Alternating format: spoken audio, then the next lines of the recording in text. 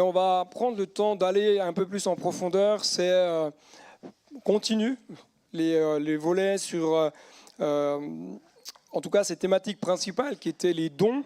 On a déjà vu pas mal de choses avec Romains chapitre 12 sur les dons que Dieu nous accorde. Certains dons sont des dons naturels qui sont, de toute façon, les dons sont donnés dès votre naissance. Vous les avez même avant votre naissance. Ils existent depuis toute éternité à partir du moment où Dieu vous a créé. Avec votre esprit, quand votre esprit a été créé, les dons vous ont été donnés à ce moment-là. Ce n'est pas un matin où vous vous êtes levé, pouf, oh, j'ai un don. Vous avez trouvé sur la route un petit paquet, puis il y avait marqué le don de la générosité, par exemple. Non, c'est des choses qui sont dans votre cœur, qu'il faut apprendre à développer, surtout savoir et connaître le don spécifique qui est le vôtre. Et ensuite, on a commencé à parler des dons, puisque quand on parle des dons, on parle aussi des dons spirituels.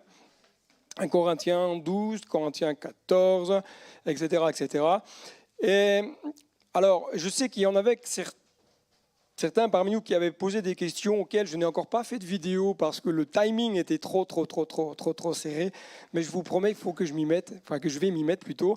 Mais vous avez toujours quand même la possibilité d'envoyer vos questions directement en flashant le QR code si vous avez un téléphone connecté.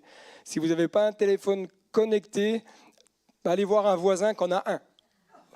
Vous lui dites, écoute, j'ai une question à poser, prête-moi ton téléphone. Vous lui rendez après la réunion. Hein. Vous ne vous barrez pas avec un. D'accord ?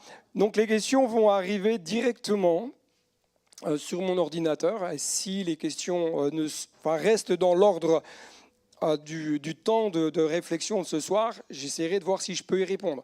Si vous me posez des questions sur la météo de demain, je ne vous répondrai pas. Voilà, on va laisser la météo au météorologue. Est-ce que ça va ? Jusque-là. D'accord ? Alors, j'ai beaucoup de choses, en fin de compte, je m'étais dit, je vais pas mal avancer, mais plus j'explore.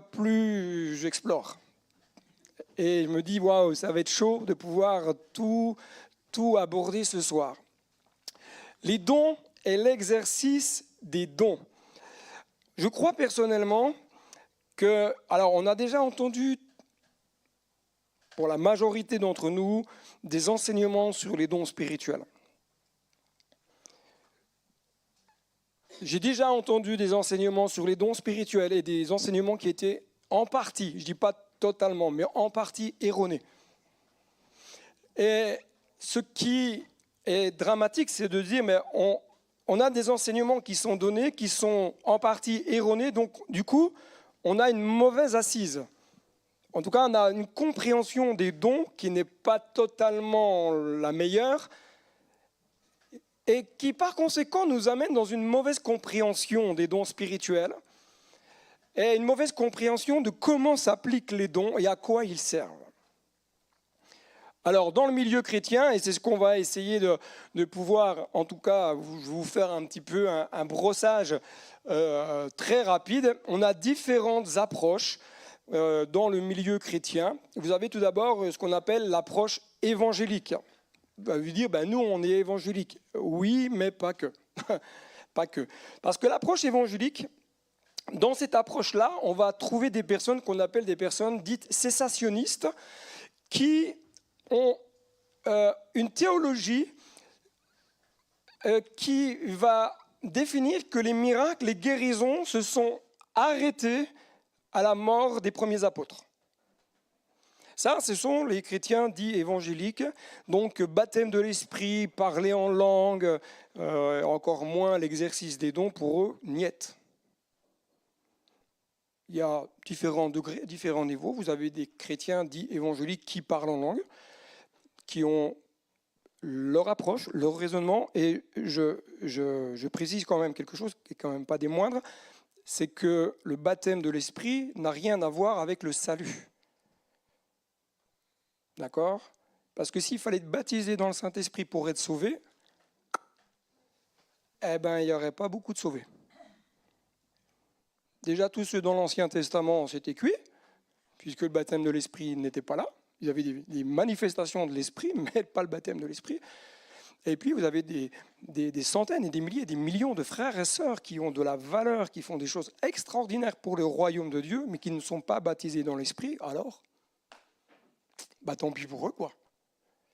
Donc il faut faire tomber cela parce que ce sont des théologies qui ont circulé dans le milieu chrétien, qui sont des mensonges qui emprisonnent et qui culpabilisent les personnes et qui amènent même des croyants à se dire « Ah bah du coup, moi je parle pas en langue, donc je ne suis pas sauvé. » Donc plein de remises en question qui sont totalement fausses. Les cessationnistes croient que Dieu va occasionnellement provoquer des miracles. Occasionnellement.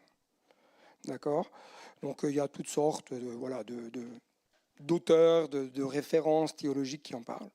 Ensuite, vous avez les cessationnistes, classiques, donc, qui affirment que de temps en temps, quand même, il se passe des choses, mais vous avez les cessationnistes qu'on appelle les cessationnistes pleins, les plus radicaux, si on peut le dire ainsi. Pour eux, il n'y a plus de dons, plus de miracles, plus de prodiges, que dalle. Alors vous m'excuserez, mais je trouve que c'est quand même un évangile un peu pauvre. S'il ne se passe plus rien, ok, je vais mener une belle vie, je vais vivre ma vie avec ce que la parole de Dieu m'enseigne, mais si je n'ai pas le baptême de puissance, comment je vais faire face aux difficultés de la vie? Face à ces deux approches, moi la question que je pense qu'il faut se poser, c'est nous, en tant que croyants, est-ce qu'on pense pouvoir faire mieux que les premiers apôtres qui, eux, étaient baptisés du Saint-Esprit et de puissance? S'il n'y avait plus de baptême de l'Esprit, s'il n'y avait plus l'exercice des dons, aujourd'hui, 21e siècle, vous regardez la situation de notre société actuelle, vous pensez que vous pouvez faire mieux que les apôtres sans le baptême de l'Esprit? Pour prendre les bonnes décisions, pour connaître la bonne direction de Dieu, pour avoir des paroles révélées prophétiquement? Si vous n'avez pas ça, vous vivez dans un évangile intellectuel. Et vous avez plein de personnes dans le milieu chrétien qui se gargarisent de théologie de ceci, théologie de cela. Ils ont des masters en théologie, des doctorats en théologie, mais ils ne connaissent même pas Dieu. Ils ne connaissent même pas le Dieu qui guérit, le Dieu qui sauve. Alors pas tous, hein, heureusement. Deuxièmement, prétendons-nous ne pas avoir besoin de cette puissance pour grandir? Moi, ce qui m'aide à avancer, c'est l'assistance du Saint-Esprit journellement. Il est là, il me conduit, il m'inspire, il me reprend, il me guide, il me console. Ok, ça parce qu'il est en moi. Mais pour faire face à l'oppression spirituelle, si je n'ai pas la vie de puissance, il me manque quelque chose. Quand je suis confronté à des situations où il faut prier pour des personnes qui ont besoin de délivrance, si vous manquez de puissance, ne vous inquiétez pas, en face, ils le savent. Ils le savent. Avoir le baptême de l'Esprit n'est pas suffisant. Il faut avoir l'onction qui va avec. Parce que faire parler en langue, ouais, ok. Mais si tu manques d'onction, il va te manquer quelque chose. Ensuite, vous avez une approche, là j'ai fait un vrai accent franc-comtois, une approche dite pentecôtiste. Le pentecôtiste, d'une manière générale, il met en avant le baptême de l'Esprit, il met en avant l'expérience du baptême de l'Esprit avec l'exercice des dons spirituels. Toutefois, pour certains pentecôtistes, il y a l'exercice des dons spirituels, mais pas tous, pour certains. Moi, j'ai déjà entendu des personnes enseigner, dire « Ok, il y a la prophétie », si toutefois, je pense qu'on avait même déjà, il n'avait pas trop compris ce que c'était véritablement. Il y avait éventuellement division de temps en temps, et c'est tout. Parole de sagesse, parole de connaissance, discernement des esprits, le don de la foi, le don des miracles, le don des guérisons, ça, niet. Sous prétexte que, par mauvaise expérience, des choses un peu déséquilibrées, on dit, non, ça on n'en veut pas, c'est pas le Saint-Esprit. Tu m'excuseras, c'est pas le Saint-Esprit, c'est la personne qui exerce mal les dons. Une personne qui vit sous l'influence du Saint-Esprit va exercer les dons de la bonne manière. Et si elle ne le fait pas de la bonne manière, le Saint-Esprit lui dira. Le Saint-Esprit lui dira. Mais je ne vais pas personnellement me fermer à l'action du Saint-Esprit à cause des mauvaises expériences. Mais je vais demander l'aide au Saint-Esprit pour bien comprendre les dons, comment les exercer et dans quel cadre les exercer. Là, je vous ai tous plombés, vous êtes tous contents d'être là. Les pentecôtistes, en général, croient en l'effusion de l'esprit. Et même dans le milieu pentecôtiste, vous savez, il ne faut pas chanter Cocorico en disant on est les meilleurs du monde parce qu'on est pentecôtiste. Je rappelle juste que l'humilité précède la gloire. D'accord ? S'il n'y a pas l'humilité, tu ne peux pas avoir la gloire de Dieu. Tu peux avoir tous les dons, prétendre avoir tous les dons. Si tu n'as pas l'humilité, je pense qu'il y a un souci. Et il y a une troisième approche, dite charismatique. Alors là, c'est là que ça fait un petit peu débat. C'est rigolo là. C'est pour ça que je bois un petit coup avant. Les personnes charismatiques, j'ai noté ceci, ne sont pas des extraterrestres. Regarde ton voisin. Est-ce qu'il a la tête ou elle a la tête d'un alien ? Non. Après, vous ne savez pas si vous êtes pentecôtiste, si vous êtes charismatique, si vous êtes ou autre. L'important, ce n'est pas de se définir dans une case. L'important, c'est de vivre ce que Dieu a prévu. Mais la personne charismatique n'est pas supérieure aux autres. Parce que c'est un peu le problème dans le milieu charismatique, c'est que certains pensent que parce qu'ils vivent certaines réalités, ça y est, c'est les meilleurs du monde. Comme dans des églises qui prétendent dire le salut, c'est par nous. Ou même des unions d'églises qui disent le salut est dans l'union. Tu es en dehors de l'union, tu habites la rue à côté, tu n'es pas sauvé parce que tu n'es pas dans la même union d'église. Je peux vous dire que j'en entends déjà pas mal, parfois sur cette terre, mais des fois je me dis, oh là là, dans le ciel, mais le Seigneur, il doit s'arracher les cheveux, quoi. Une union n'a jamais sauvé qui que ce soit. Et vous pouvez lui mettre le nom que vous voulez, la dénomination que vous voulez. Ce qui sauve, c'est Christ. Point, c'est tout. Et je ne me bats pas pour faire avancer une union d'église, je me bats pour faire avancer le royaume de Dieu. C'est complètement différent. Mon ministère, c'est de travailler à l'avancement du royaume de Dieu. Ok. Si j'ai des collègues qui me regardent, ils vont tous me lapider là. Mais je sais que je ne suis pas le seul à penser comme ça, donc je peux me permettre de le dire. Dans le milieu charismatique, vous avez deux catégories de personnes. Vous avez ceux qui vont vivre une dimension du surnaturel. Et déjà là, les évangéliques, ils vous regardent avec des yeux comme ça. Les pentecôtistes, un peu moins, mais quand même,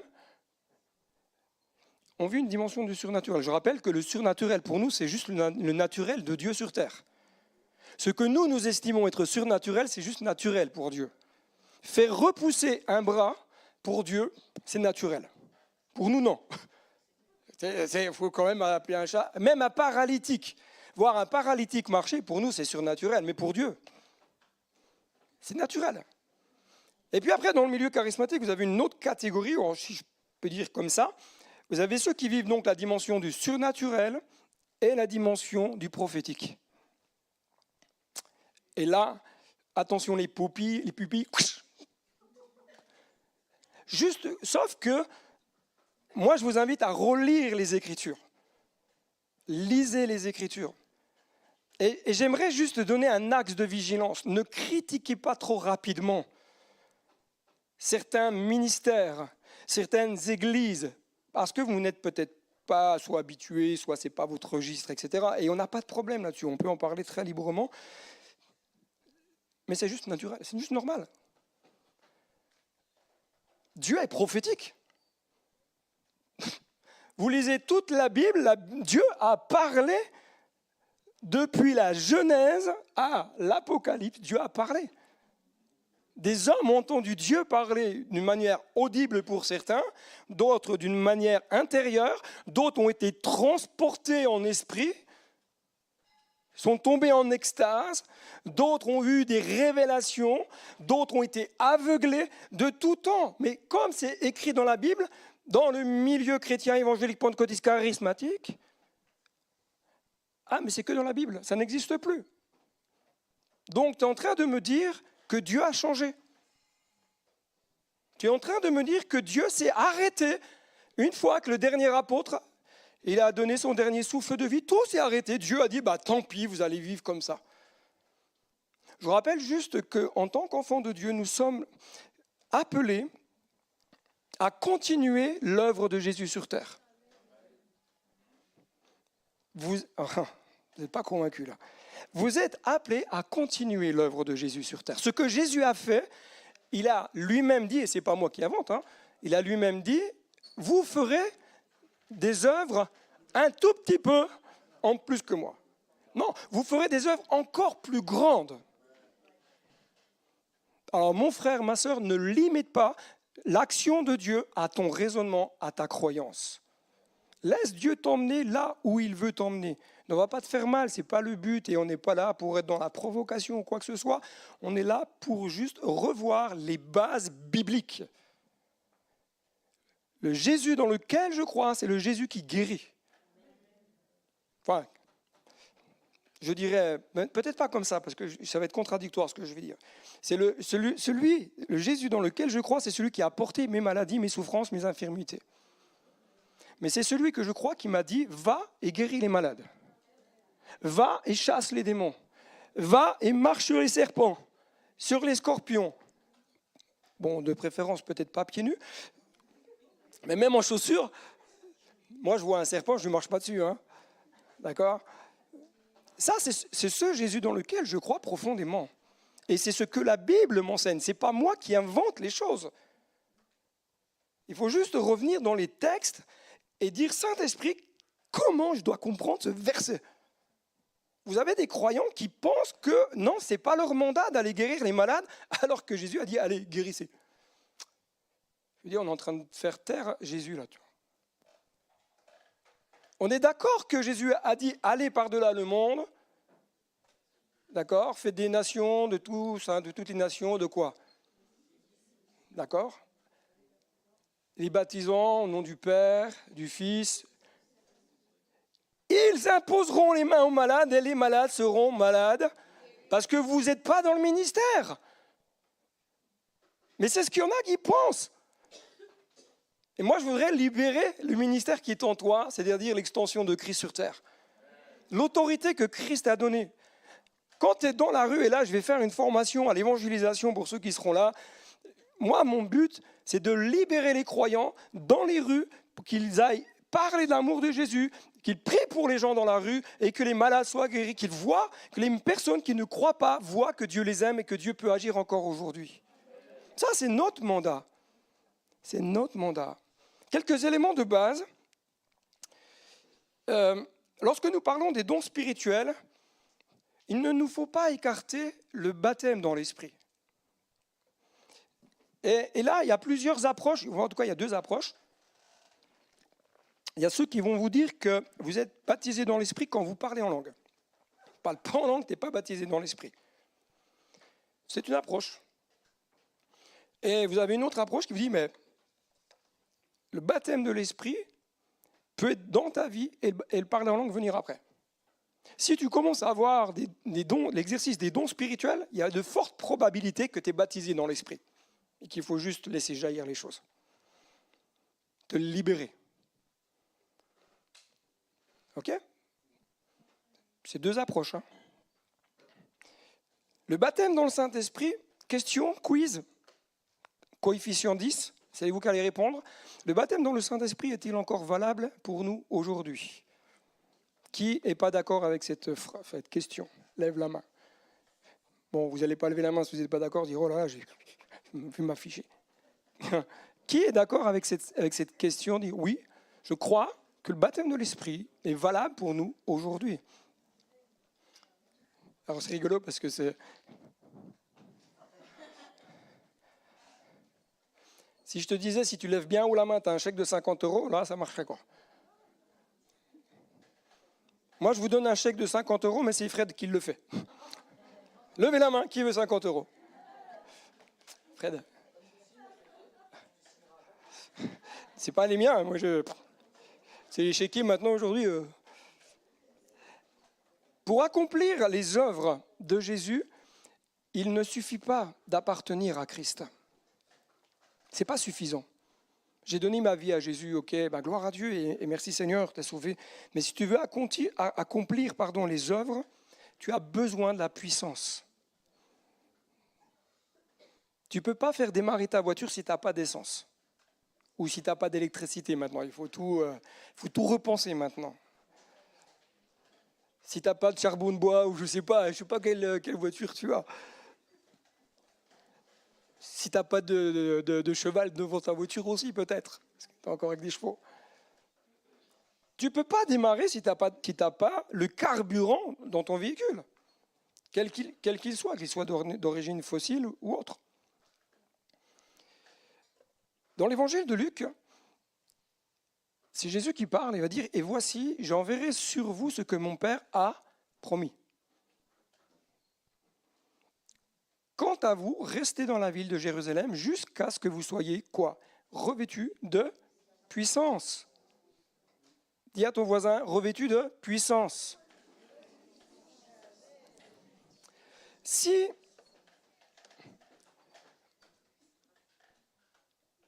tu as du mal à croire que le baptême de puissance est pour toi, je peux te dire, mon frère, ma soeur, que c'est une forteresse qu'il faut faire tomber.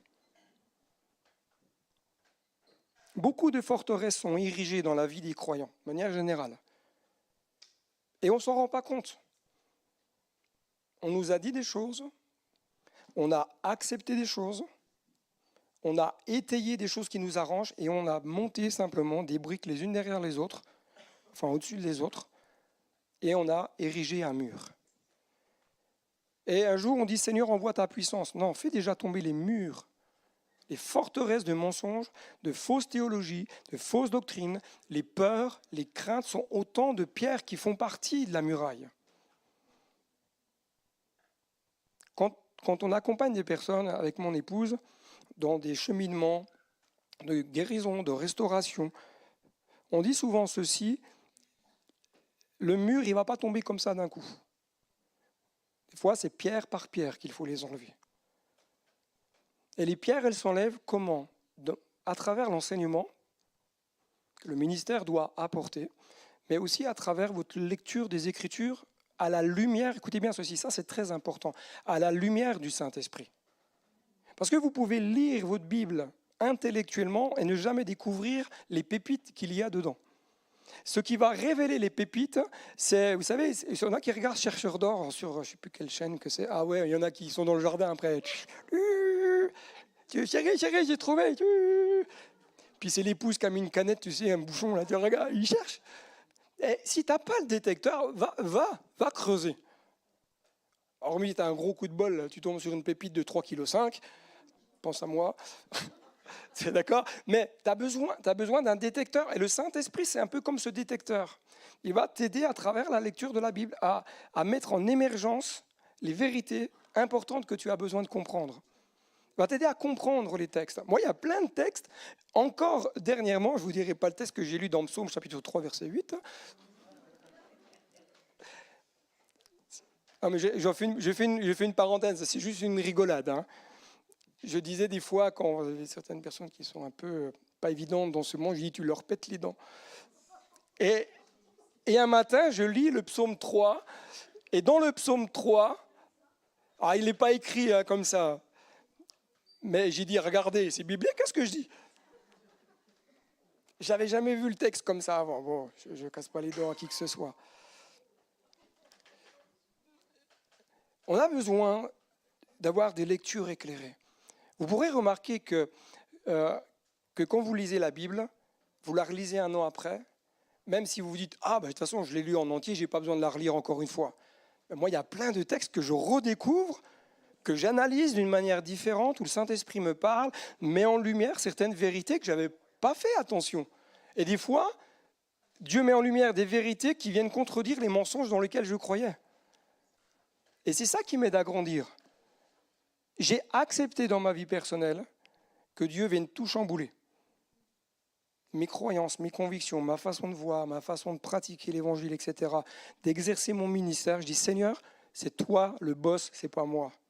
Ça, j'ai repris une petite phrase de mon ami Emmanuel du Vieux-Art. C'est lui le patron, c'est pas nous. Et c'est à lui de nous guider. Alors, nous devons garder à l'esprit que face à la puissance du péché, nous avons besoin de la puissance du Saint-Esprit. 1 Corinthiens 2,4 va dire ceci, ma parole Ça, c'est Paul qui parle. Il va dire, ma parole et ma prédication ne reposaient pas sur des discours persuasifs de la sagesse, mais sur une démonstration d'esprit et de puissance. Tu peux vivre l'évangile sans la démonstration de l'esprit et de puissance. Mais comment tu vas faire pour aider ceux qui sont emprisonnés dans leur vie? Comment tu vas faire pour aider des personnes qui sont blessées au plus profond de leur âme? Tu vas dire, ah ok, on va prier pour toi. Ça, c'est la prière évangélique traditionnelle. On va prier pour toi. Et des fois même, on dit, mais on ne fait pas. Moi, je t'encouragerais à ne pas le dire du tout si tu ne le feras pas. Vaut mieux pas dire un mensonge. En tout cas, c'est à éviter. Mais si tu le dis, fais-le. Mais le croyant a besoin d'aller dans une autre, je dirais, perspective. C'est celle de voir la démonstration de l'Esprit de Dieu et de puissance. Quand il y a une démonstration de l'Esprit de Dieu, les cœurs blessés guérissent. Non pas par nous. Comprenez bien, vous comme moi, nous ne sommes que des êtres humains. Nous n'avons aucune capacité, humainement parlant. Mais celui qui est en nous nous donne ce dont nous avons besoin pour aider les autres. Vous n'avez aucune puissance si vous n'avez pas cette dimension du ciel face à des esprits méchants. Puis je peux vous dire qu'il y en a plus qu'on ne le pense. Même dans la vie de certains chrétiens. C'est une fausse théologie que de penser que les chrétiens n'ont pas de problème avec des esprits. Mais c'est une fausse théologie que de dire qu'il y a des esprits à tous les coins de rue. Soyons équilibrés. Paul va dire, ma prédication ne reposait pas sur l'intellectuel. Et pourtant, je peux vous dire que Paul avait du niveau. Si Paul utilisait son langage théologique pour parler, on ne comprendrait rien. Paul s'est fait tout à tous. Il s'est mis au niveau de tous pour que ça soit compréhensible de tous. Mon Pierre lui va dire quand même que ce qui était un peu compliqué, des fois ce que disait Paul. Mais Paul avait compris que l'annonce de l'évangile, sans la démonstration de puissance, il y a quelque chose qui cloche. Notre évangile, toujours Paul qui parle, ne vous a pas été prêché en parole seulement. On ne peut pas prêcher, s'asseoir et prier pour les gens uniquement. Oh, ça va se faire, ça va se faire. Non, il y a besoin de la prédication.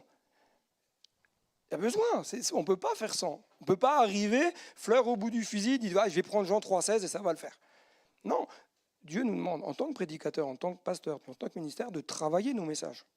Et c'est normal, on ne peut pas dire ah, je vais compter uniquement sur l'inspiration de l'esprit. Ça peut marcher de temps en temps, quand c'est de l'imprévu. Ça m'est déjà arrivé, mais par contre, ce n'est pas en parole seulement. Mais avec puissance, avec l'Esprit Saint. Et avec une pleine persuasion. Je ne sais pas si vous apprécieriez que je vous prêche avec une pleine persuasion, là. Que j'insiste vraiment sur ce qui des fois titille un peu. Paul, lui, le faisait, hein. Et il a été critiqué pour ça. Aujourd'hui, on est dans un système mondial, hein, c'est comme ça. Les codes ont changé. La manière de vivre l'évangile a changé. Pour certaines choses, bien. Pour d'autres, complètement pas bien. Et aujourd'hui, on voudrait que ce soit les croyants qui disent aux pasteurs ce qu'il faut qu'ils prêchent. Ne viens pas me voir pour me dire, frère, faut que tu prêches là-dessus. Hein. Moi, je vais dire, ok, je vais demander au Seigneur ce qu'il en pense. Parce que même moi, des fois, je ne sais pas sur quoi je vais prêcher. J'ai besoin d'apprendre, d'être à l'écoute de la voix de Dieu. Et l'Église a besoin d'apprendre et peut-être réapprendre à être à l'écoute de la voix de Dieu. Ça fait partie de l'exercice des dons. Tu ne peux pas prophétiser si tu n'as jamais appris à écouter Dieu. Comment tu vas dire à l'Église, ah bah Dieu m'a dit ça, alors que dans ton quotidien, tu ne vis pas l'écoute de Dieu. Moi, Dieu ne me parle pas tous les matins à 7h30, quand je prends mon café, que je suis là, je prie, etc. Non. Mais quand je me tiens devant Dieu, quand je me tiens devant la face de Dieu et que je dis, Seigneur, ok, qu'est-ce que j'ai besoin de comprendre ? et que Dieu a quelque chose à me dire, il me le dit là. Hier soir, à un moment donné, j'ai senti dans mon cœur que Dieu me demandait de prendre un temps dans cette intimité avec lui. Il était, je ne sais plus quelle heure, bref, il était tard. Et je me suis mis donc un fond musical, et j'ai commencé, et là, j'ai pas trop fort parce que les voisins, ils vont se demander ce qui se passe. Mais je prie en langue parce que je m'édifie moi-même. Je reste biblique. Hein. Et à un moment donné, j'étais à genoux, je dis Seigneur, ok. Et c'était comme ça. Silence radio, mais radio de chez radio. Mais ce que Dieu me demandait à ce moment-là, c'était juste d'être là devant sa face, dans cette intimité avec lui. Parce que c'est ce que Dieu me demandait à ce moment-là. Il y a parfois des temps où Dieu nous parle, par l'Esprit qui est en nous. Il parle à notre esprit. Il nous révèle le cœur du Père. Il nous révèle le cœur de Jésus. Notre sœur Régine Quénon, elle envoie des versets bibliques souvent inspirés par l'Esprit. Et voilà, j'ai reçu ça, elle partage et ça fait mouche. Ça fait peut-être pas mouche pour tout le monde, mais c'est ce que Dieu lui a demandé ce matin-là et elle envoie, sans se poser de questions. Dieu parle. Acte 10, pardon. Ok, j'ai été trop loin, zut. Pourquoi j'ai plus de versets là ? Je suis un peu perdu dans mes notes là. Ah d'accord, ok, il y a le verset qui a sauté, qui a sauté, je ne comprenais pas. Ok, ça c'est Acte 10, verset 38. Vous savez comment Dieu a déversé quoi ?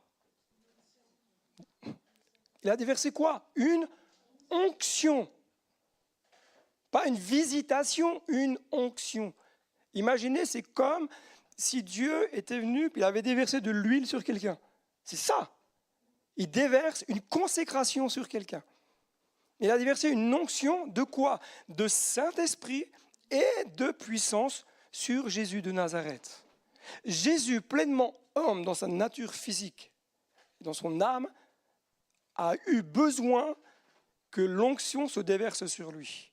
Alors, moi, je ne suis pas Jésus, hein, mais moi, j'essaye de dire, Seigneur, je veux rester sous l'onction, sous l'huile qui coule. Parce que si je veux exercer ce que tu me demandes, si je m'écarte de l'endroit où coule l'onction, il y a un truc qui ne va pas aller. Je vais faire les choses avec ma tête, avec mes raisonnements, mon expérience. Ça peut marcher, hein, mais il n'y aura pas d'impact, parce que tu n'es pas dans l'onction. Tu peux faire la louange avec ou sans onction. Tu peux prêcher avec ou sans onction. Tu peux évangéliser avec ou sans onction. Tu peux faire les travaux d'une église avec ou sans onction. Tu peux faire le ménage avec ou sans onction.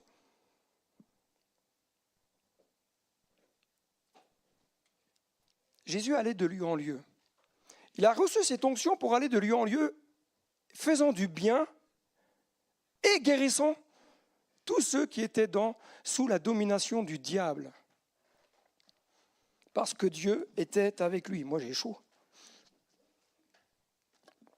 Vous allez bien, mais moi, j'ai chaud. Un évangile sans puissance est-il l'évangile ? What is the question ? Répondez. Un évangile sans puissance, est-ce que c'est l'évangile ? Qui est d'accord pour dire que ce n'est pas l'évangile quand il manque la puissance ? Alors comment faire pour que l'annonce de l'évangile puisse être véritablement l'évangile annoncé, soit dans l'onction. C'est à toi d'être dans l'onction. Ah, souvent on dit, non mais c'est le pasteur, hein. Lui, il doit être ultra connecté. Il a la fibre, il a tout, hein, la totalité, les Wi-Fi, le Bluetooth, tout. Mais non. Si Jésus a formé des disciples pour leur dire, allez, le rôle du ministère, c'est de former des croyants en vue de votre ministère à vous, mais avec la puissance. Franchement, tirer dans la rue, demain tu vas dans la rue, tu vas évangéliser, tu n'as pas envie de dire, je vais aller, je vais prier et je vais guérir les malades et les malades vont guérir. Tu n'as pas envie de voir la gloire de Dieu se manifester ? C'est pas dire hey, j'ai vu 40 000 guérisons cette semaine. Non, dire la gloire de Dieu. Jésus va dire, quand tu vas guérir les malades, dites que le royaume de Dieu s'est approché de vous. Quand tu guéris un malade, c'est le royaume de Dieu qui s'approche.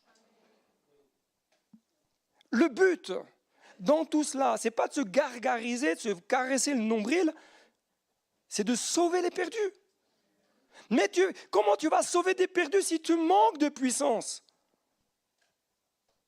On annonce l'évangile sans puissance.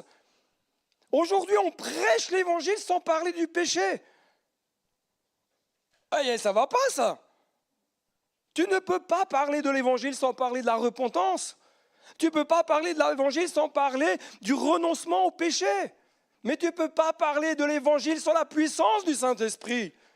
En guérissant les malades, parce que les personnes, quand elles viennent entendre, elles n'ont pas besoin d'entendre des moralisateurs. Elles ont besoin de voir une démonstration de puissance, de la gloire de Dieu qui leur montre que Jésus les aime et que Jésus a une solution pour eux. C'est ça que le monde a besoin. Pas de faire 25 millions de réunions, mais des temps d'évangélisation où on prêche un évangile avec puissance, on prie pour les gens, on les guérit, on délivre ceux qui ont besoin de délivrance, voilà, on annonce, on fait, et on se lève et on gagne Besançon. Tous ceux qui n'ont pas applaudi, je vous attends à la fin, on va prier pour vous. En effet, le royaume de Dieu ne consiste pas en paroles, mais en puissance. Ok. Il y a dans la parole de Dieu des choses qui sont un peu, parfois, qui peuvent amener comme une forme de trouble. Notamment quand tu lis, vous savez, vous avez 1 Corinthiens 12 et 1 Corinthiens 14. Et qu'est-ce qui se situe entre les deux? 1 Corinthiens 13. 1 Corinthiens 13, c'est, ceux qui connaissent 1 Corinthiens 13, c'est quoi? C'est le chapitre de quoi? De la Sainte Seine? Non, ce n'est pas le chapitre de la Sainte Seine, ça c'est 1 Corinthiens 11. 1 Corinthiens 13, c'est le chapitre de l'amour. Si je n'ai pas l'amour, dans l'exercice des dons, il me manque quelque chose. Et certaines approches théologiques, évangéliques et autres, vont vous dire, mais le texte dit que les dons ont cessé. Et c'est souvent sur cette base de texte de 1 Corinthiens 13, versets 8 à 12, qui dit « L'amour ne meurt jamais, les prophéties disparaîtront. » Les apôtres sont morts, les prophéties ont disparu. Les miracles ont disparu, les guérisons ont disparu, les délivrances ont disparu. Que nenni. Les démons, eux, ils n'ont pas disparu. Hein. Vous m'excuserez. Les afflictions n'ont pas disparu, les maladies n'ont pas disparu. Et souvent, on s'attache à ce verset-là, or que lorsqu'on analyse le texte, ce n'est pas ce que Paul enseigne. Alors, je ne vais pas faire du débat théologique contre débat théologique. Moi, je vous dis, à la lecture de la parole de Dieu, comment moi je comprends le texte. Ce n'est pas ce que Paul enseigne. Il a quand même dit, les prophéties disparaîtront.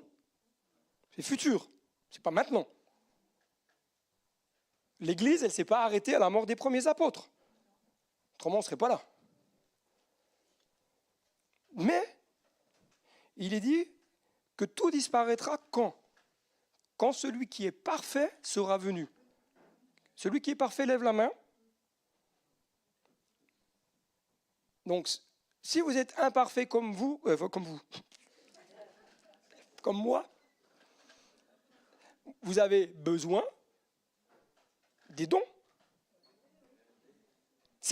Les dons n'ont pas disparu, puisque celui qui est parfait n'est pas venu. On ne parle pas du baptême dans l'esprit. Le baptême dans l'esprit, c'était acte 2, et Paul, il écrit plus tard. Et il dit bien, celui qui est parfait. Et celui qui est parfait, c'est Christ. Oui, quand il sera revenu chercher son Église, etc., etc., je ne vais pas rentrer dans des débats eschatologiques, mais quand je serai dans la gloire, je n'aurai plus besoin de parler en langue pour m'édifier. J'aurai plus besoin de la prophétie, j'aurai plus besoin de guérir les malades, j'aurai plus besoin de chasser des démons. Attention, il n'y en aura pas. Je voudrais juste te dire que les démons n'ont pas accès au lieu très saint. Hein. D'accord ? Ne leur donnez pas une échelle pour monter. De toute façon, ils n'y monteront pas. Ils ne peuvent pas monter là où ils n'ont pas le droit d'être. Satan a été précipité. D'accord? Leur sphère de travail, c'est le deuxième ciel et sur terre. Le troisième ciel, où est la gloire de Dieu, c'est la gloire de Dieu. Il ne peut pas y avoir de péché, de menteur. Non, ce n'est pas possible ça. Mais quand je serai dans la gloire, j'aurai plus besoin de l'exercice des dons. Puisque je connaîtrai celui qui est de toute éternité. Je n'aurai pas besoin de révélation. Je n'aurai pas besoin de dons de connaissance, discernement des esprits. Plus besoin de tout ça. Toutes ces choses vont disparaître. Vous pouvez donc comprendre que dans le ciel, donc les dons spirituels ne vont plus y être, parce que de toute façon, on ne les exercera pas. Les dons spirituels sont des cadeaux que Dieu nous donne sur terre, en vue de l'édification commune. L'édification du corps de Christ. J'aimerais te poser une question, mon frère, ma soeur, toi qui exerces les dons. Le don que Dieu t'a donné, est-ce qu'il sert à édifier? Les dons sont donnés pour l'édification de l'Église, pas pour toi. Maintenant, je repose la question, le don que Dieu t'a donné, est-ce qu'il sert à édifier l'Église? Répondez pas, gardez votre réponse.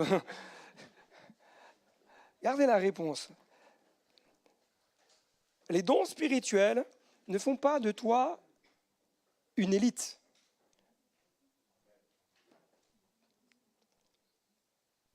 Plus il y a d'onction, plus la responsabilité est grande. C'est comme ceux qui veulent absolument prêcher. Moi, je te laisse le micro si tu veux. Ça m'évitera pas mal de problèmes. Déjà, des fois, on entend quand même des drôles de trucs, des fois. Parce que quand on est dans le ministère, on ne peut pas être aimé de tout le monde. Ça, c'est pas possible. Même Jésus, de toute façon, il n'a pas été aimé de tout le monde. Alors, moi, je ne suis pas Jésus. Donc, je me dis, si on n'a pas aimé Jésus, ben moi, à plus forte raison. Donc, mais c'est facile, après, de critiquer des ministères, c'est facile de critiquer des églises, de critiquer des chrétiens, etc. Oh, ok, bon, c'est pas bien grave. Mais plus l'onction est grande, plus la responsabilité est grande. Plus on veut aller loin, plus ma vie doit être sainte. Ah oui, on veut exercer certains dons, oui, mais avant tout, il faut traiter les fruits de la chair pour pouvoir porter le fruit de l'esprit. Je l'ai dit dimanche, et tant pis, ça va peut-être en agacer quelques-uns, mais la Bible dit « Soyez saints comme je suis saint ». La sainteté n'est pas des lois à appliquer, n'est pas des règles à appliquer, des dogmes, des traditions religieuses. Vous savez, vous me connaissez, moi la tradition religieuse, ça me fait dresser les poils sur les bras, mais je ne peux pas non plus enlever ces textes qui disent « Soyez saints comme je suis saint ». Et si j'exerce des dons spirituels, je dois bien vérifier que dans ma propre vie, je suis moi-même en règle. Je deviens un porte-parole de la part de Dieu. Et si je ne veux pas me ramasser des coups, non pas par Dieu, mais parce que l'ennemi aura des droits, parce que je vis n'importe comment, je veux régler ma vie. Si je ne veux pas que l'évangile soit discrédité à cause d'une mauvaise manière de vivre, je dois régler ma vie. Je ne vais pas vous la faire. Vous avez de l'expérience, vous avez des années de conversion, vous avez vu des tas de choses bizarres dans le monde chrétien. Et qu'est-ce qui a discrédité l'évangile et qui a salé le nom de Jésus? C'est tous ceux qui vivent dans la dissolution. Toutes les choses cachées, les mensonges, les choses anormales, je ne vais pas les citer parce qu'il n'y a rien de glorieux, puis il y a des enfants, donc ce n'est même pas la peine. Comment le diable peut-il avoir une certaine influence dans l'Église? Comment est-ce possible que le diable ait une certaine influence dans l'Église? Il me semble que j'avais noté que l'Église pouvait répondre, mais oui, faire participer l'Église. Ça, c'est pour m'éviter d'oublier des fois. Comment, à votre avis, le diable peut avoir une certaine influence dans l'Église? S'il y en a qui veulent oser dire quelque chose. Soyons un petit peu participatifs.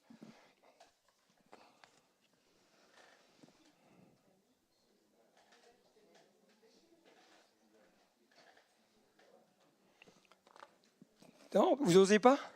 Vas-y, vas-y. Alors, merci de la réponse. Mais là, tu me donnes un boulevard, là. Tu me donnes un boulevard. Ok, si on le laisse rentrer, mais qu'est-ce que ça veut dire? Parce que, voilà, je pense qu'il faut mettre les mots. À cause du péché. Mais c'est trop vaste le péché. Attends, je te laisse réfléchir. Joy. Le manque de pardon. Ah, ouh. Oui. Ah, ça. Manque de pardon, critique. New York. Comment? Ah, le comportement de l'Église complète. D'accord. David? Hein? La calomnie. Ok, c'est un peu dans les mêmes registres là. Vous vous êtes donné le mot ou... L'incrédulité donne accès dans l'Église, l'incrédulité, c'est ça? D'accord, oui, tout à fait. Tout à fait. Manque de consécration. Personnellement, je ne pense pas. Mon manque de consécration ne donne pas de l'influence à l'esprit, enfin, en tout cas, à un esprit méchant ou au diable dans l'Église. Tu vois? Mais je vais passer à côté de certaines réalités et bénédictions que Dieu peut-être a prévues pour moi. J'ai pas vu, parce que j'ai un spot en pleine figure, donc là je vois les mains, mais l'incrédulité, le doute, oui, ça rejoint ce qui a été dit là. Ton état d'esprit à toi? Notre état d'esprit, oui, c'est vrai, c'est vrai. J'ai vu des mains là-bas au fond, à gauche. L'égoïsme, ouais, oui, ça, ouais, je ne sais pas si vraiment ça va permettre aux mais bon, quoique, ça peut influencer d'une certaine manière, oui, peut-être. La jalousie, l'hypocrisie, oh là là, vous êtes fort. Alors, développe, ça veut tout dire et rien dire pour moi. Parce que ce qui est du monde pour toi ne l'est peut-être pas pour moi. Je reviens vers toi. Vas-y. Manque de sanctification. Alors ça prend les deux registres. Ça peut prendre une église qui vit un peu comme les Corinthiens. Tu sais, c'était un peu le bazar chez eux. Tu vois. Maintenu là. Le manque d'amour, oui. Ah oui, effectivement. Alors, oui, mais c'est la même chose. Développe. Jérôme, c'est bon pour toi. Naïssa. Les mauvaises doctrines, développe. Vous me donnez des bons arguments là, Christophe. Le manque de la connaissance de la parole de Dieu. Oui, tout à fait. Tout à fait. Mais il faut développer aussi. Le manque de renouvellement de l'intelligence. Développe. Ah, vous allez tous développer quelque chose là. Vas-y, Stéphane. La critique des œuvres du Saint-Esprit. Ah bah là, oui, effectivement. Là, c'est opposition totale. Coralie. La religiosité. Développe. New York.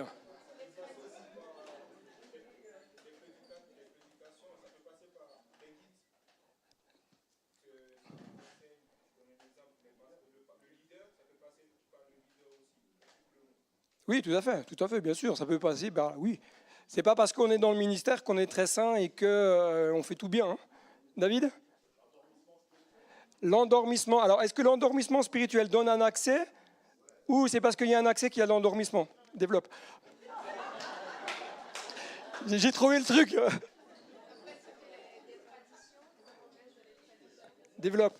Les traditions, c'est quoi? Non mais regardez, l'objectif c'est pas moi je vous réfléchissez, vous avez les réponses en vous, NG. Tout simplement parce qu'on laisse faire le diable. Oui, tout à fait, tout à fait. L'idolâtrie, attention, là ça a développé là.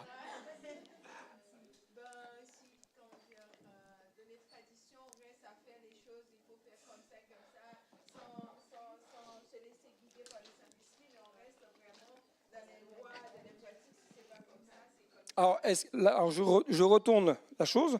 Est-ce que le fait de vivre dans une tradition ouvre un accès au diable? Ou est-ce que c'est parce que le diable a un accès qu'on vit dans certaines traditions et qu'on ne vit plus une dimension du ciel?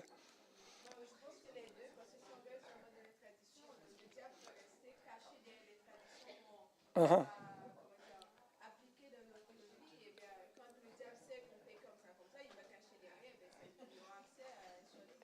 Amen. Prochaine fois, c'est toi qui prêches. Hein. Christian, les compromis. Oui. Chantal, je reviens vers toi. Non, il faut que je passe à quelqu'un d'autre. Eh ben, c'est un peu ma spécialité des fois de poser des questions bizarres. Joy. Le j'ai compris, le Nutex. Je dis, c'est quoi ça? L'unité, le manque d'unité. Le manque d'unité, oui, tout à fait. David. Alors, qu'est-ce que c'est que la désobéissance? Développe, parce que ça veut tout dire et rien dire. Vous savez, on utilise un langage qui est propre à nous. Hein. L'orgueil, tout à fait. Tout à fait. Élie. Oui, voyez, zéro, nada, niet. Alors, comment le diable peut-il amener une certaine influence? Moi, j'ai noté certaines pistes de réflexion qui pourraient mériter autant que vous de développer les choses. Il peut amener une certaine influence en cherchant à diviser les croyants. Parce qu'il sait que s'il n'y a pas d'unité, diviser pour mieux régner. Diviser sur des questions doctrinales, c'est peut-être pas un bon exemple, mais diviser sur des opinions. Voilà. J'ai le droit de manger du boudin ou pas? Je prends un exemple comme ça qui me vient par l'esprit parce que j'en ai discuté avec quelqu'un il n'y a pas longtemps. Diviser sur le fait qu'il ne faut pas regarder Netflix ou il faut regarder Netflix, avoir une télévision ou pas de télévision. On peut avoir des avis très divergents et on doit veiller à ne pas laisser l'ennemi s'immiscer dans tout cela et semer le bazar. On a le droit d'avoir des avis différents. On a le droit. On a le droit d'avoir des opinions différentes. Mais on n'a pas le droit de se diviser. En créant des clans.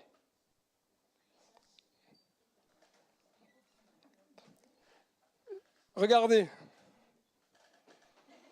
Vous avez jamais remarqué que vous vous asseyez toujours au même endroit?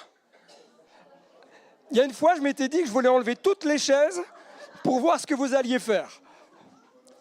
C'est naturel, c'est l'être humain, il est comme ça. Ça nous rassure. Ça nous rassure. Mais d'une manière spirituelle, on peut aussi tomber dans le piège de créer des clans. Dire, ah, mais moi je suis avec lui, nous on est plus spirituel parce qu'on est dans le clan des plus spirituels. Mais celui qui est à côté dit exactement la même chose. En suscitant une forme de concurrence, notamment sur l'exercice des dons. Ah, moi j'ai le don de ceci, toi t'as pas. Il n'y a pas de concurrence.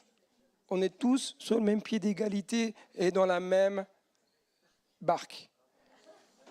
Je voulais voir si tu allais réagir. En suscitant une forme de jalousie.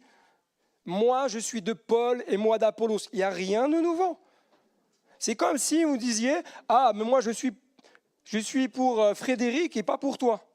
Ou l'inverse. Ou alors maintenant qu'on est 3 ministères, ah ben moi je préfère Adrien. Parce que j'aime bien quand il prêche. Quand c'est David, il m'agace. Donc je vais aller à Pontarlier. Ah, pas de bol, c'est David qui est monté, je redescends. Ça existait déjà du temps de la Bible. En suscitant, en poussant à l'orgueil, ça vous en avez dit, en conduisant les personnes à vivre en dehors de la sanctification, en poussant les cœurs au rejet de certains dons. Ils sèment le bazar. Quand il dit, ah oui, mais ça, il faut prendre, mais ça, il ne faut pas prendre. Ce n'est pas le Saint-Esprit qui vous dit, ça, il faut prendre, ça, il ne faut pas prendre. Le Saint-Esprit, c'est un package. Tu prends le paquet. Dans le paquet du Saint-Esprit, il y a tous les dons. Et toutes les manifestations du Saint-Esprit que même toi, tu ne connais pas. Mais par tradition, par crainte, par peur, par mauvaise compréhension, mauvais renouvellement de l'intelligence, je ne sais pas si c'est hier, on peut dire un mauvais renouvellement de l'intelligence, plutôt par non-renouvellement de l'intelligence, on prend des positions un peu étonnantes. Je suis désolé, hein, j'ai mis un peu le frais parce qu'il faisait un peu chaud, pour moi. Je coupe, hein, c'était juste pour rafraîchir un peu. C'est pourquoi les personnes qui exercent les dons spirituels, regardez ceci. chacun et chacune d'entre nous devons apprendre à écouter la voix de Dieu. C'est coupé? Oui, c'est coupé. Non, parce que je vois mon épouse, elle fait. Puis après, quand je vais rentrer à la maison, on va me dire, tu ne manges pas. Celui qui exerce les dons doit apprendre à écouter la voix de Dieu. Et écouter la voix de Dieu, ça passe par des temps d'intimité avec le Père, le Fils et le Saint-Esprit. On n'a pas besoin d'être une élite pour entendre Dieu nous parler. Il faut juste se connecter. Moins tu te connectes au Saint-Esprit, moins tu entends le Saint-Esprit. Et pourtant, il est en toi. Et pourtant, il est en toi. Partout où tu vas, même quand tu traverses la Suisse, il va aussi en Suisse.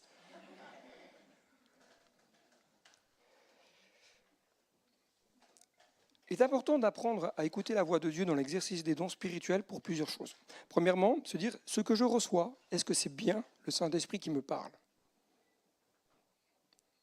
Deuxièmement, quand je reçois un don, c'est de se dire, à quel moment je dois le donner? Ce n'est pas parce que ça vient que c'est tout de suite.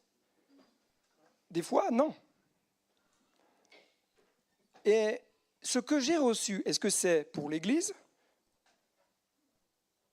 Est-ce que c'est pour une personne individuelle ou est-ce que c'est même pour moi? Vous vous êtes peut-être jamais même posé les questions. Mais il est important que vous puissiez vous poser ces questions. C'est des questions de base dans l'exercice des dons. Doit apprendre à exercer les dons sous la couverture spirituelle du ministère.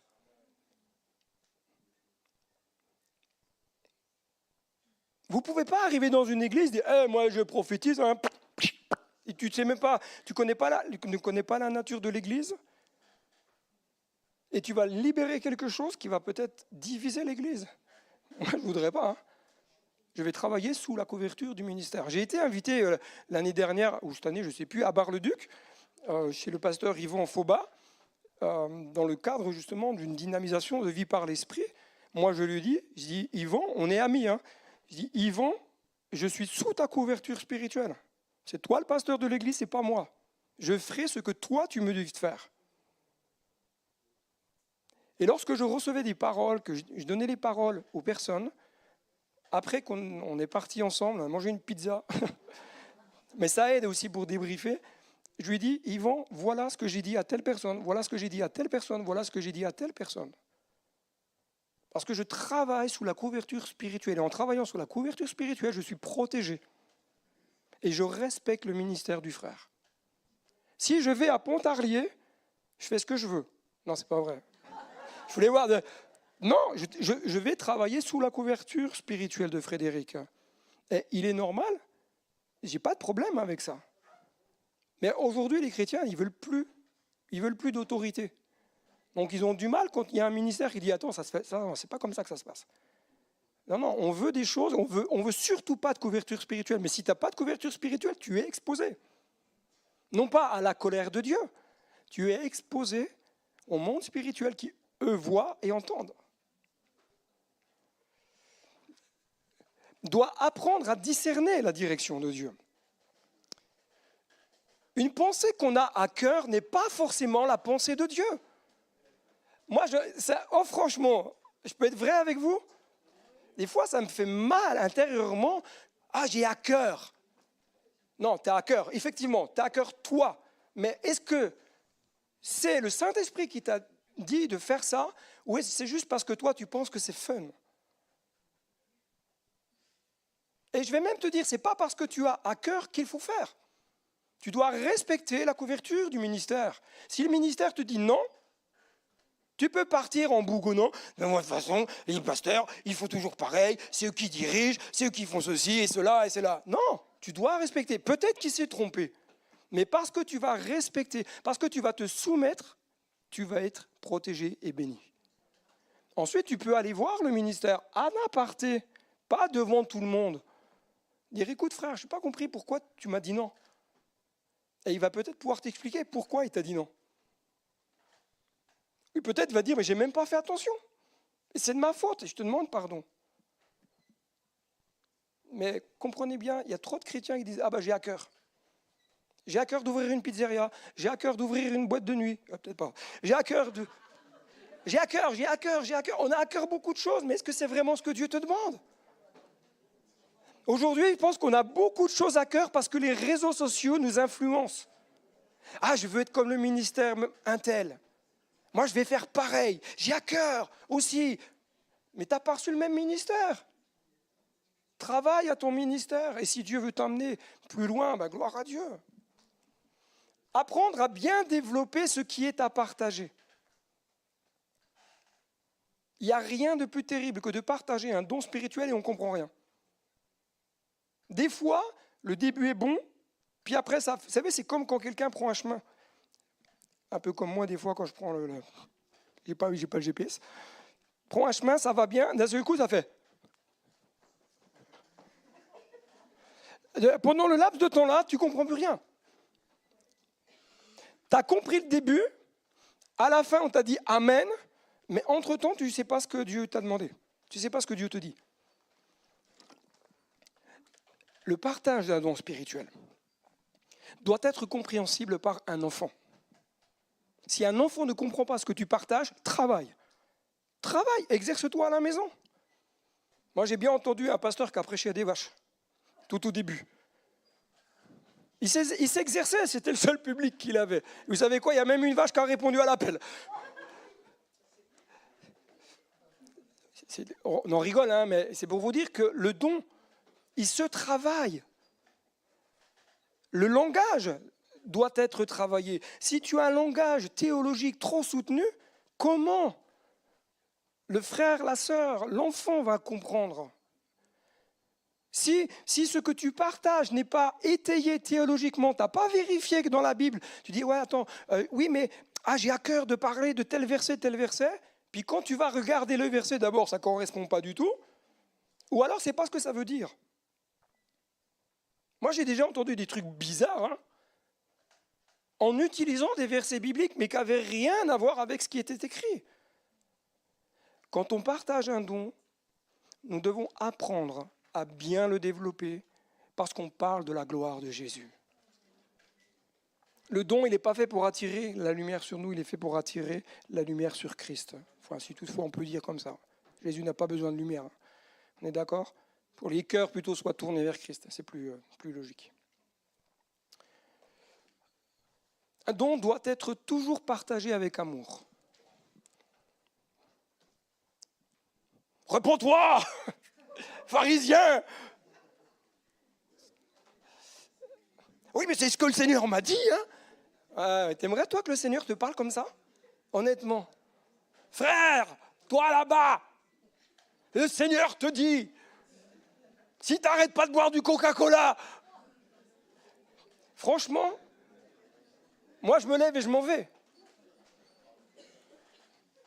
Un don doit toujours être partagé avec amour. Parce que tu es le transmetteur du cœur de Dieu. Et le cœur de Dieu parle toujours avec amour. Parce que le don, il sert à exhorter, à encourager, à édifier, pas à casser. Arrête, il faut arrêter les dons spirituels. Vous savez, le Seigneur revient, repens-toi. Mais ça fait 50 000 ans que la Bible, elle nous le dit, repens-toi. Mais ça, c'est un peu le côté traditionnel, et la Pentecôte traditionnelle. Jésus parle toujours avec amour. Jésus a été sévère avec qui? J'ai compris les rital. Je vérifie parce que je dis dans le temple, avec les religieux. Ça m'a fait peur. Nos frères et sœurs d'origine italienne. Jésus n'a jamais été dur avec les pécheurs. Jamais. Même au jeune homme riche, il lui a dit, mais va, vends tout ce que tu as. Puis le gars, il n'était pas prêt, il est parti. À la femme pécheresse, il lui a pas dit, réponds-toi, pécheresse. Va, et ne pêche plus. Non, il a dit, ils sont tes accusateurs. Moi, je ne t'accuserai pas. Mais va, je t'encourage, va, mène une vie saine.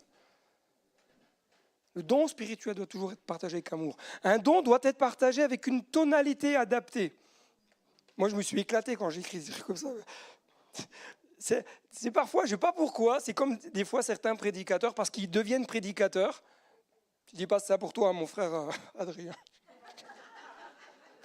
Je parle d'une manière très générale, mais c'est ce que j'ai déjà vu malheureusement. Le frère, il était dans les rangs des croyants, il servait Dieu, et d'un seul coup, appel au ministère, et il devient pasteur. Et d'un seul coup, il arrive derrière le pupitre, costard, cravate, machin, un pince, les chaussures qui brillent, tu les vois de loin et tout. Et là, il commence à avoir une posture très pastorale. Chers frères et sœurs, puis tu sais, j'ai l'impression qu'ils des fois, ils ont mis des coussins sous les chaussures. Frères et sœurs, le Seigneur te dit. Des fois, j'ai juste envie de dire, frère, descends ton estrade là. Sois cool. Mais par contre, tu dois partager le don ou le message avec une tonalité adaptée. Je dirais même le débit doit être adapté. Parce que si je vous parle comme ça tout le temps, 24, vous allez dire, non mais attends David, t'es sympa, mais c'est pas ça qu'on veut. D'ailleurs, tu n'auras rien compris, moi non plus d'ailleurs. Mais la tonalité doit être adaptée. Les mots choisis doivent être adaptés. Un don doit être partagé avec un langage compréhensible de tous, même d'un enfant. Moi, j'ai devancé ce que j'ai dit tout à l'heure. Ça va ? En introduction, ça va. Hein ? On peut attaquer le steak. Je vais juste répondre à la question qui m'a été envoyée, comme il n'y en a qu'une, et ça je peux le faire. Si un croyant a encore des prisons, donc je vais entendre prison émotionnelle et prison spirituelle, cela peut-il réduire la puissance dans la prière ? Moi, j'aimerais juste te poser une question. Est-ce que de ta prison, tu peux aller acheter des croissants ? Donc, tu es limité. D'accord ? Quelqu'un, fondamentalement, qui est en prison, on lui enlève ses droits. On lui enlève sa liberté. Il a le droit de sortir de sa cellule pour aller à la cour de promenade, aller à la salle de sport, aller en bibliothèque, et tout comme ça, mais c'est tout, ça se limite. Si un croyant est encore en prison, il faut qu'il sorte de sa prison. Maintenant, pour sortir de la prison, il faut comprendre qu'est-ce que c'est la prison dans laquelle on est. Et surtout savoir comment en sortir. Et là, on a besoin d'accompagnement ministériel qui aide à l'accompagnement de la guérison et de la délivrance. On rencontre énormément de frères et sœurs dans le monde chrétien, je ne parle pas que d'ici, mais dans le monde chrétien, beaucoup d'hommes et de femmes qui sont en prison. Prison parce qu'ils n'ont pas pardonné. Vous ne pouvez pas imaginer la prison que c'est. Prison parce qu'il y a... Vous savez, souvent on dit « Ah, mais c'est parce qu'il y a tel péché, il y a tel péché. » Soyons plus simples. Il y a des prisons émotionnelles, des souffrances que les personnes ont vécues alors qu'ils étaient enfants et sont dans des prisons 10, 15, 20, 30 ans plus tard. Moi, la bonne nouvelle dans tout cela, c'est que Jésus libère. Je ne veux pas mettre l'emphase sur la prison, je veux mettre l'emphase sur celui qui a donné sa vie pour ouvrir la porte de ta prison. C'est ça le plus important. Ce n'est pas de se dire « Ah, c'est quoi ta prison ?» Non, c'est de se dire « Jésus, il vient, il toque, il dit « Laisse-moi rentrer, moi je vais m'occuper. » Et le Saint-Esprit fait son œuvre. C'est un cheminement. C'est un cheminement. On va être libéré de certaines prisons et quelques années plus tard, on va être libéré d'autres prisons et guéri.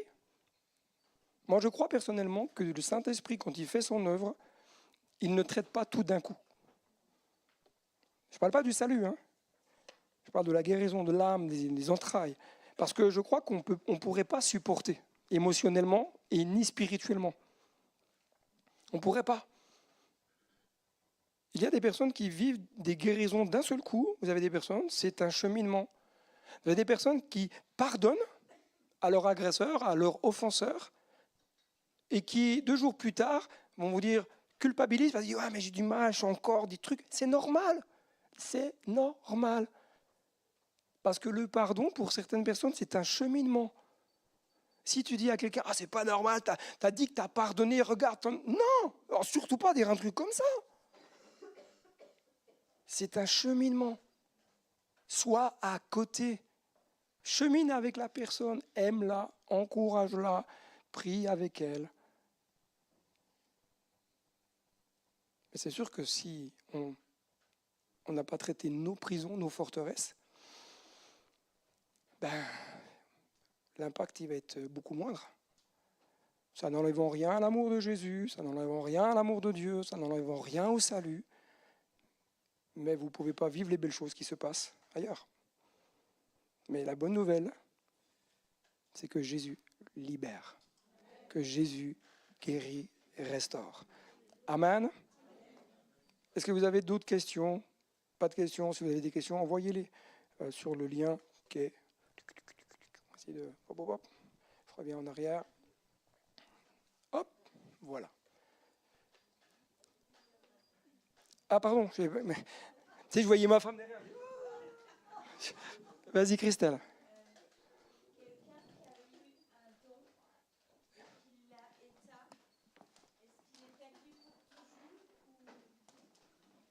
Le don, hein, tu parles, pas la personne. Hein. Non, mais c'est juste pour qu'on soit vraiment... Par exemple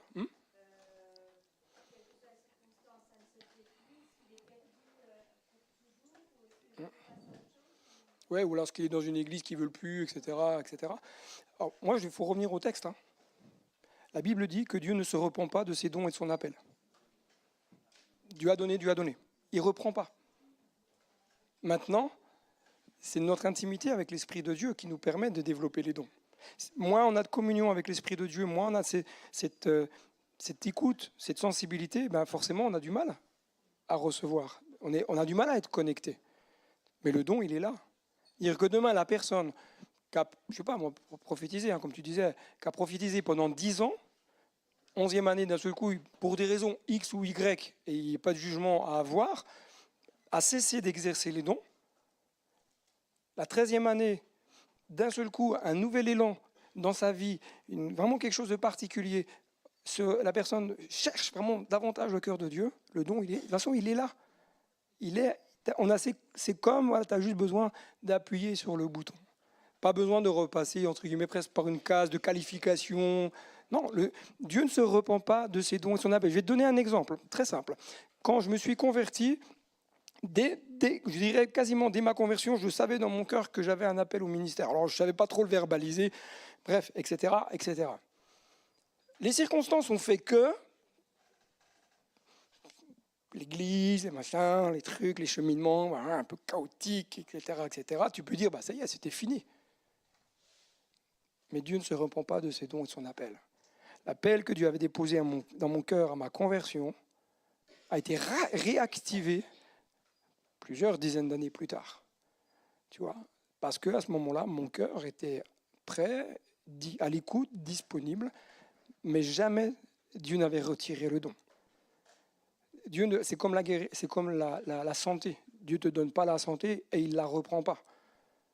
Ce serait un père un peu bizarre pour moi. Dieu nous donne. Il ne nous donne pas tous les mêmes dons. D'accord ? Mais il nous a donné.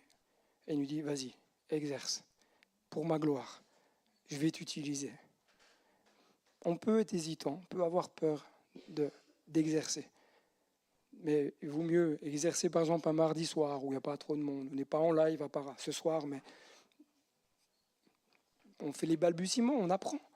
On a le droit de se tromper. Mais Dieu nous demande de faire fructifier nos dons. Ça va Christelle, j'ai répondu ? Ouais. Il faut me dire, parce que tu sais, à un moment donné, je pars sur une autre planète et après je reviens. Est-ce qu'il y a quelqu'un qui a une question ? C'est juste pour qu'on puisse clore ce temps. Ok. On peut couper le live, s'il vous plaît, les amis. Merci à tous ceux qui nous ont suivis.